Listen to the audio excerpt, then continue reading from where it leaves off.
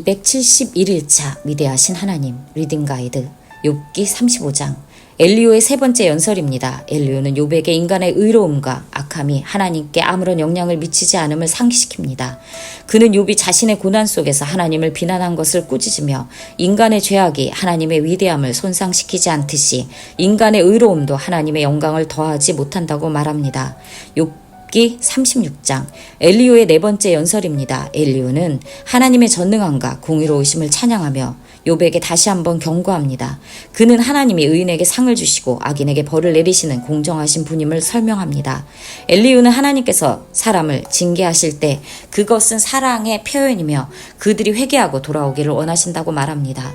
욥기 37장 계속해서 엘리오는 자연 현상을 통해 하나님의 위대하심을 설명합니다. 천둥, 번개, 바람, 비 등 모든 자연의 현상이 하나님의 능력과 지혜의 표현임을 강조하며 하나님께서 날씨를 통해 사람들을 훈계하고 그분의 위엄과 권능을 드러내신다고 말합니다. 엘리오는 욥에게 하나님의 크심과 자신의 한계를 인정하고 겸손히 하나님 앞에 나아가라고 권면합니다. 엘리오는 하나님을 두려워하고 경외하는 것이 인간의 마땅한 자세임을 강조하며 그의 말을 마무리합니다. 친구들에 이어 욥에게 충고하는 엘리후의 마지막 연설까지를 읽습니다. 욥기 35장 엘리후가 다시 말을 이었다.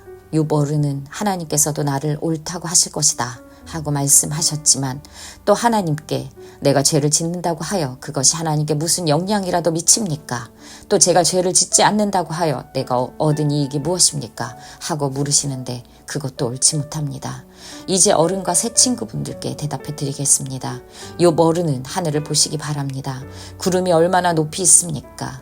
비록 욥 어른께서 죄를 지었다고 한들 하나님께 무슨 손해가 가며 어른이 죄악이 크다고 한들 하나님께 무슨 영향이 있겠습니까? 또 욥 어른께서 의로운 일을 하셨다고 한들 하나님께 무슨 보탬이 되며 하나님의 어른에게서 얻은 것이 무엇이 있겠습니까? 욥 어른께서 죄를 지었다고 해도 어른과 다름없는 사람에게나 손해를 입히며 욥 어른께서 의로운 일을 했다고 해도 그것은 다만 사람에게나 영향을 미칠 뿐입니다. 사람들은 억압이 심해지면 부르짖고 세력이 있는 자들이 억누르면 누구에게나 구원을 청하면서 울부짖지만 그들을 창조하신 하나님께로 돌아가지 않습니다. 어두운 때에도 희망을 주시는 그 창조주 하나님께로 돌아가지 않습니다. 하나님이 우리에게 짐승이나 새가 가진 지혜보다 더 나은 지혜를 주시는데도 하나님께로 돌아가지 않습니다. 그들이 거만하고 악함으로 하나님께 도와주십시오 하고 부르짖어도 하나님은 들은 채도 않으십니다. 전능하신 하나님은 악한 자들을 보지도 않으시고 그들의 호소를 들어주지도 않으시므로 그 악한 자들의 울부짖음에는 아무런 힘이 없습니다. 욥 어른은 하나님을 볼 수 없다고 말씀하셨습니다. 그러나 참고 기다리십시오. 어른께서 걸어놓은 소송장이 하나님 앞에 놓여 있습니다.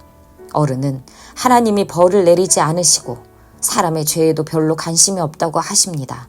그러나 명심하십시오. 어른께서 말씀을 계속하시는 것은 쓸데없는 일입니다. 어른은 자기가 하는 말이 무엇인지도 모르시는 것이 분명합니다. 욥기 36장 다시 엘리후가 말을 이었다. 조금만 더 참고 들으시기 바랍니다. 아직도 하나님을 대신하여 드릴 말씀이 있습니다. 나는 내가 가진 지혜를 모두 다 짜내서라도 나를 지으신 하나님의 의로우시다는 것을 밝히겠습니다. 내가 하는 이 말에는 거짓이 전혀 없습니다. 건전한 지식을 가진 사람이 지금 욥 어른과 더불어 말하고 있습니다. 하나님은 큰 힘을 가지고 계시지만 흠이 없는 사람을 멸시하지 않으십니다. 또 지혜가 무궁무진하심으로 악한 사람을 살려두지 않으시고 고난받는 사람들의 권리를 옹호하십니다. 의로운 사람들을 외면하지 않으시며 그들을 보좌에 앉은 왕들과 함께 자리를 길이 같이 하게 하시고 그들이 존경을 받게 하십니다. 그러나 의로운 사람이라도 하나님께 복종하지 않으면 쇠사슬에 묶이게 하시고 고통의 줄에 얽매어서 벗어나지 못하게 하십니다. 그러는 동안에 하나님은 그들에게 그들이 한 일을 밝히시며 그들이 교만하게 지은 죄를 알리십니다. 하나님은 또한 그들의 귀를 열어서 경고를 듣게 하시고 그들이 악을 버리고 돌아오도록 명하십니다. 만일 그들이 하나님께 순종하고 그분을 섬기면 그들은 나날이 행복하게 살고 평생을 즐겁게 지낼 것입니다. 그러나 그들이 귀담아 듣지 않으시면 결국 죽음의 세계로 내려갈 것이고 아무도 그들이 왜 죽었는지를 모를 것입니다. 불경스러운 자들은 하나님께 형벌을 받을 때 오히려 하나님을 원망하면서 도와주시기를 간구하지 않습니다.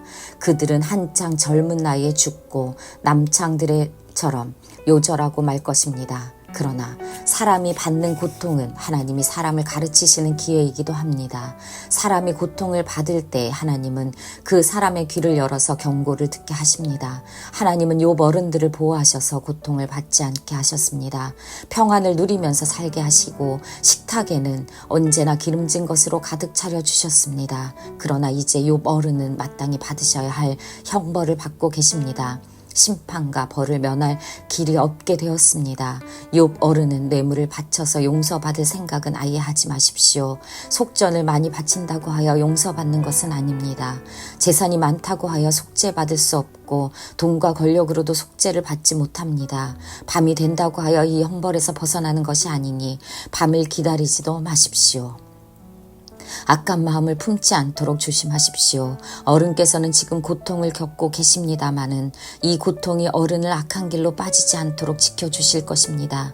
하나님의 능력이 얼마나 큰지를 기억하십시오. 하나님은 우리 모두에게 위대한 스승이십니다. 하나님께 이래라 저래라 할 사람도 없고 주님께서 옳지 못한 일을 하셨습니다 하고 하나님을 꾸짖을 사람도 없습니다. 하나님의 업적은 늘 찬양받아 왔습니다. 욥 어른도 하나님이 하신 일을 찬양하셔야 합니다. 온 인류가 하나님이 하신 일을 보았습니다. 사람은 멀리서 하나님이 하신 일을 봅니다. 그렇습니다. 하나님은 위대하셔서 우리의 지식으로는 그분을 알 수 없고 그분의 횟수가 얼마인지도 감히 헤아려 알 길이 없습니다. 물을 증발시켜서 올리시고 그것을 빗방울을 만드시며 구름 속에 쌓아두셨다가 무사람에게 비로 내려주십니다. 하나님이 구름을 어떻게 펴시는지는 아무도 알지 못하며 그 계신 곳 하늘에서 나는 천둥 소리가 어떻게 해서 생기는지 아무도 모릅니다. 온 하늘에 번개를 보내십니다.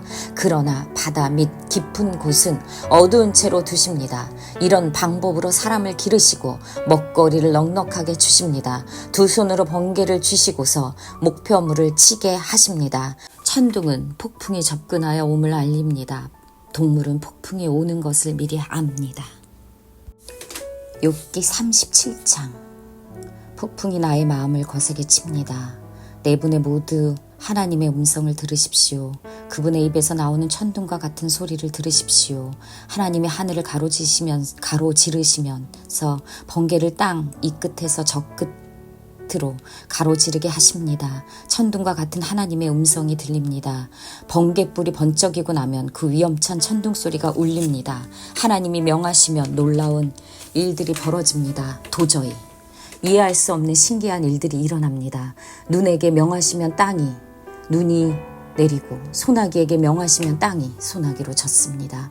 눈이나 비가 내리면 사람들은 하던 일을 멈추고 하나님이 하시는 일을 봅니다. 짐승들도 굴로 들어가서 거기에서 눈비를 피합니다. 남풍은 폭풍을 몰고 오고 북풍은 찬바람을 몰고 옵니다. 하나님이 쉬시는 숨으로 물이 얼고 넓은 바다까지도 꽁꽁 얼어버립니다. 그가 또 짙은 구름에 물기를 가득 실어서 구름 속에서 번갯불이 번쩍이게 하십니다. 구름은 하나님의 명을 따라서 뭉게뭉게 떠다니며 하나님이 명하신 모든 것을 이 땅 위에 어디에서든지 이루려고 합니다. 하나님은 땅에 물을 주시려고 비를 내리십니다. 사람을 벌하실 때에도 비를 내리시고 사람에게 은총을 베푸실 때에도 비를 내리십니다. 욥 어른은 이 말을 귀담아 들으십시오. 정신을 가다듬어서 하나님이 하시는 신기한 일들을 곰곰이 생각해 보십시오. 하나님이 어떻게 명하시는지, 그 구름 속에서 어떻게 번갯불이 번쩍이게 하시는지를 아십니까? 구름이 어떻게 하늘에 떠 있는지를 아십니까? 하나님의 이 놀라운 솜씨를 알기라도 하십니까? 모르실 것입니다. 뜨거운 남풍이 땅을 말릴 때 그 더위 때문에 고통스러워 하신 것이 고작일 것입니다.